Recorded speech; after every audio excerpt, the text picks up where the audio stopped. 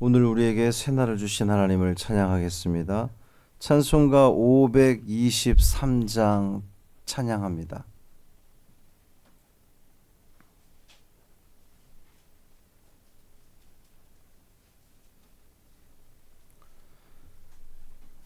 찬송 523장 어두운 죄악길에서 찬양함으로 새벽 기도회를 시작하겠습니다.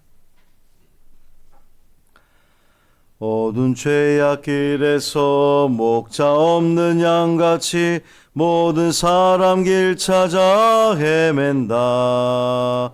자비하신 하나님 독생자를 보내사 너를 지금 부르니 나오라. 이때라 주의 긍휼 받을 때가 이때라. 지금 주께 나와 겸손하게 아뢰라. 구원함을 얻으리. 험한 십자가 위에 달려 돌아가신 주 다시 살아나셨네 기쁘다. 죄인 구원하실 때 어서 주께 나와 그 신 은혜 구하라. 이때라 주의 긍휼 받을 때가 이때라. 지금 주께 나와 겸손하게 아뢰라. 구원함을 얻으리.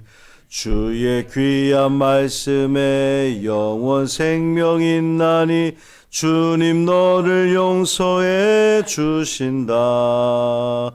주가 부르실 때에 힘과 정성 다하여 주의 은혜 받으라. 이때라 주의 긍휼 받을 때가 이때라. 지금 주께 나와 겸손하게 아뢰라. 구원함을 얻으리. 세월 빨리 흐르고 세상 친구 가는데 너의 영혼 오늘 밤 떠나도 주의 구원 받으면 천국에서 영원히 주와 함께 살리라. 이때라 주의 긍휼 받을 때가 이때라. 지금 주께 나와 겸손하게 아뢰라. 구원함을 얻으리. 아멘. 사도신경으로 우리의 신앙을 고백하겠습니다. 전능하사 천지를 만드신 하나님 아버지를 내가 믿사오며 그 외아들 우리 주 예수 그리스도를 믿사오니 이는 성령으로 잉태하사 동정녀 마리아에게 나시고 본디오 빌라도에게 고난을 받으사 십자가에 못 박혀 죽으시고 장사한 지 사흘 만에 죽은 자 가운데서 다시 살아나시며 하늘에 오르사 전능하신 하나님 우편에 앉아 계시다가 저리로서 산자와 죽은 자를 심판하러 오시리라.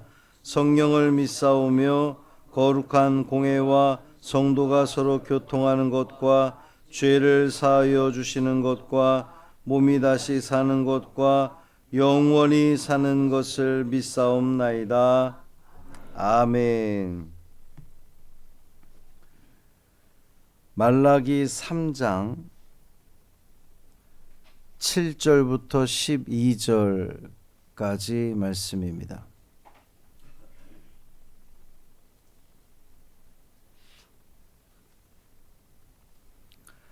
말라기 3장 7절부터 12절까지 말씀 함께 읽습니다. 만군의 여호와가 이르노라. 너희 조상들의 날로부터 너희가 나의 규례를 떠나 지키지 아니하였도다. 그런즉 내게로 돌아오라. 그리하면 나도 너희에게로 돌아가리라 하였더니 너희가 이르기를 우리가 어떻게 하여야 돌아가리까 하는도다. 사람이 어찌 하나님의 것을 도둑질하겠느냐. 그러나 너희는 나의 것을 도둑질하고도 말하기를 우리가 어떻게 주의 것을 도둑질하였나이까 하는도다. 이는 곧 11조와 봉헌물이라. 너희 곧 온 나라가 나의 것을 도둑질하였으므로 너희가 저주를 받았느니라. 만군의 여호와가 이르노라. 너희의 온전한 11조를 창고에 들여 나의 집에 양식이 있게 하고 그것으로 나를 시험하여 내가 하늘 문을 열고 너희에게 복을 쌓을 곳이 없도록 붙지 아니하나 보라. 만군의 여호와가 이르노라. 내가 너희를 위하여 메뚜기를 금하여 너희 토지 소산을 먹어 없애지 못하게 하며 너희 밭에 포도나무 열매가 기한 전에 떨어지지 않게 하리니 너희 땅이 아름다워짐으로 모든 이방인들이 너희를 복되다 하리라. 만군의 여호와의 말이니라. 아멘. 이 말씀 하나님 말씀입니다. 오늘 우리의 몸과 마음이 온전히 하나님 안에 머물기를 바랍니다. 그것이 생명을 얻는 길입니다. 어제 말씀의 마지막이 너희가 소멸되지 아니하리라. 그런 그 소망의 말씀, 약속의 말씀이었는데 오늘은 책망으로 시작합니다. 너희가 나의 규례를 떠나 지키지 아니하였도다. 오늘 우리를 향해 주시는 말씀인데요. 그런데 하나님은 항상 그래 오셨듯이 당신의 말씀을 책망으로 끝내지 않는다는 겁니다. 그 책망하는 목적과 이유가 우리를 회복시키기 위함입니다. 그래서 말씀하시기를 돌아오라. 그러면 나도 돌아가리라. 하나님이 내 삶에서 떠난 것 같을 때가 있죠. 하나님이 멀리 계시는 것 같은 그런 때가 있습니다. 그럴 때 우리 어떻게 해야 되느냐? 돌아가는 겁니다. 하나님께 돌아가는 거예요. 그러면 하나님도 돌아오리라 말씀하셨어요. 자, 그렇다면 어떻게 돌아가는 겁니까? 하나님께 돌아간다는 것이. 본문의 백성들도 하나님께 묻습니다. 우리가 어떻게 해야 돌아가는 겁니까? 어떻게 돌아갑니까? 하나님 성전에 올라와 예배드리면 돌아가는 겁니까? 물론 그것도 돌아가는 것이겠지만 이스라엘 백성들은 늘 하나님을 예배하는 삶을 살았습니다. 유일신 하나님을 섬겼고 늘 하나님 안에 있다고 본인들은 생각을 해왔단 말이죠. 그럼에도 불구하고 하나님이 돌아오라고 말씀하셨다고 하는 것은 예배드린다고 전부가 아니라는 거예요. 그러면 어떻게 해야 돌아가는 것이냐? 도둑질한 하나님의 것을 하나님께로 돌려드려야 그게 돌아오는 겁니다. 하나님께 도둑질한 것이 뭡니까? 11조와 봉헌물이라 그랬어요. 이스라엘 온 나라가 하나님의 것을 도둑질했다 말씀하셨습니다. 그들이 하나님의 것을 어떻게 도둑질했습니까? 좋은 것은 본인이 취하고 흠 있는 것은 하나님께 드렸습니다. 새벽부터 우스갯소리를 좀 하나 하려고 하는데 어떤 사람이 소 2마리를 키웠습니다.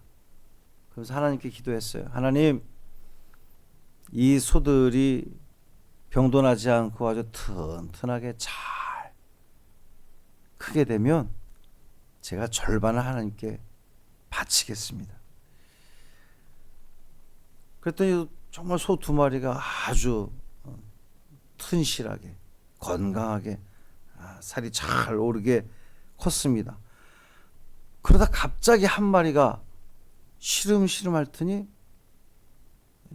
죽은 거예요. 그때 이 사람이 뭐라 그랬겠습니까? 여러분 다 예상하는 것처럼 아이고 하나님의 소가 죽었습니다. 이렇게 이야기를 했다는 거죠. 누가 우스갯소리를 지어낸 이야기겠지만 오늘 우리의 모습은 아닌가 생각해 봅니다. 여러분 가장 좋은 것으로 하나님께 드립니까? 여러분은 왜 하나님께 11조도 하고 감사헌금도 드립니까? 내가 누리는 그 모든 것, 이제 물질뿐만 아니라 건강도, 내 자녀도, 내 일터도, 내 삶 전체가 다 하나님의 도우심이 없으면 불가능하다는 것을 믿기 때문에 우리 하나님께 드리는 거 아니겠습니까? 하나님께서 햇빛과 비를 내려주셔야 소출을 거둘 수가 있는 겁니다. 하나님께서 건강 주시지 않았으면 우리가 직장에 나가 경제활동을 할 수가 없는 겁니다. 하나님께서 우리의 자녀들의 삶을 인도하지 않으면 그들이 온전한 길을 나아갈 수가 없는 거예요. 뭐 그런 특별한 일이 아니더라도 오늘 우리가 이 자리에서 숨쉬며 살아가는 것 하나님의 은혜입니다. 하나님께서 우리에게 호흡 주셨기 때문에 우리가 살고 있는 거잖아요. 그러니 내가 누리는 그 모든 것은 하나님의 은혜입니다. 하나님이 허락하신 거예요. 그 은혜에 진심으로 감사한다면 다 드려도 마땅하잖아요. 다 드려도. 하나님은 11조를 요구하셨습니다. 내가 살아가는 이 삶이 내 능력과 내 힘 때문이 아니라 하나님께서 전적으로 부어주신 은혜라고 고백을 한다면 우리 적어도 11조는 온전히 드려야 되지 않겠습니까?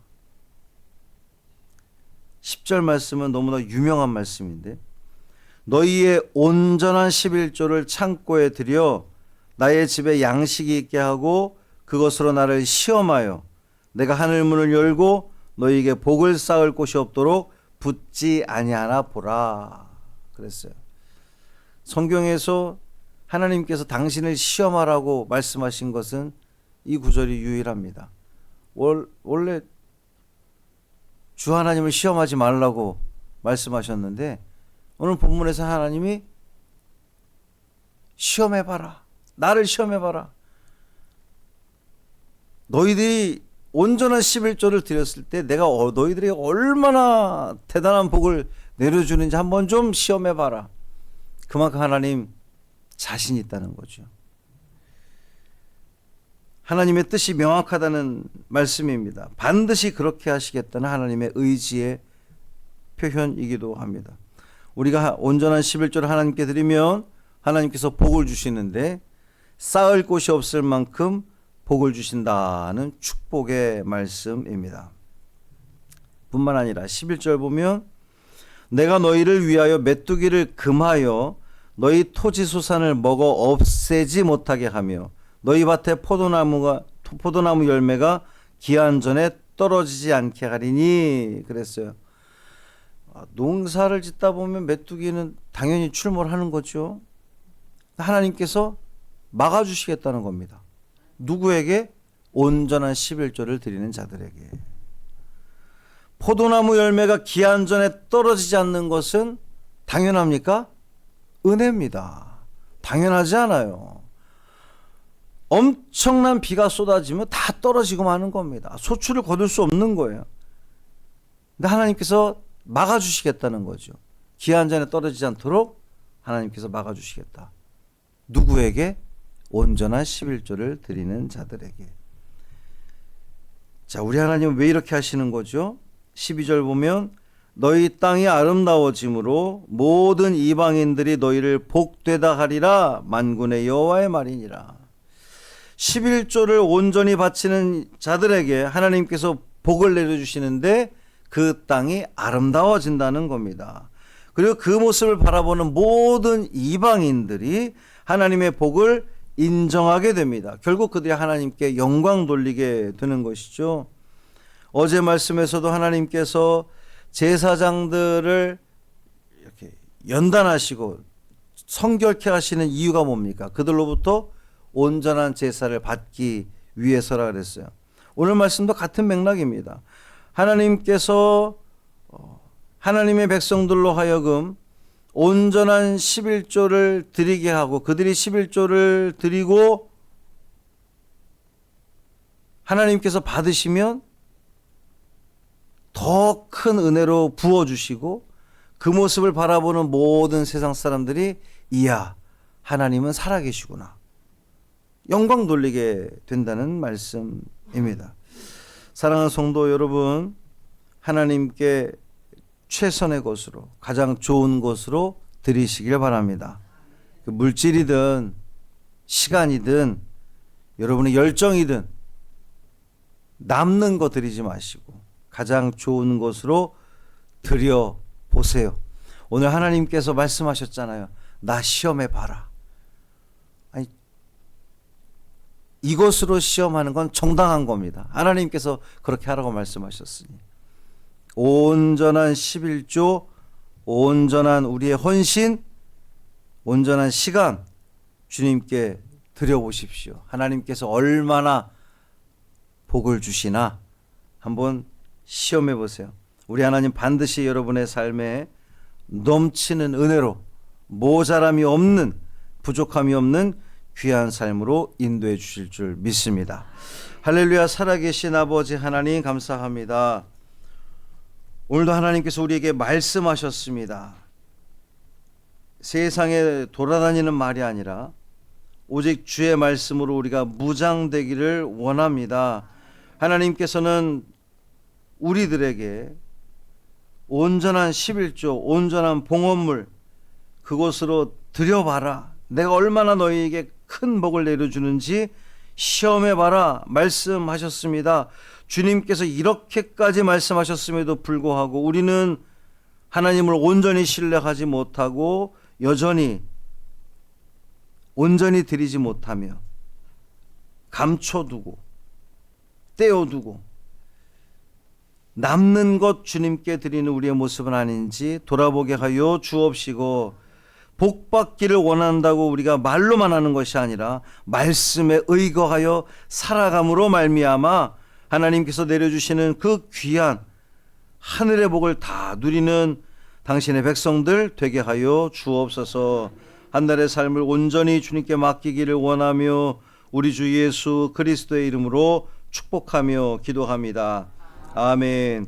하늘에 계신 우리 아버지여, 이름이 거룩히 여김을 받으시오며 나라가 임하시오며 뜻이 하늘에서 이루어진 것 같이 땅에서도 이루어지이다. 오늘 우리에게 일용할 양식을 주시옵고 우리가 우리에게 죄 지은 자를 사하여 준 것 같이 우리 죄를 사하여 주시옵고 우리를 시험에 들게 하지 마시옵고 다만 악에서 구하시옵소서. 나라와 권세와 영광이 아버지께 영원히 있사옵나이다. 아멘.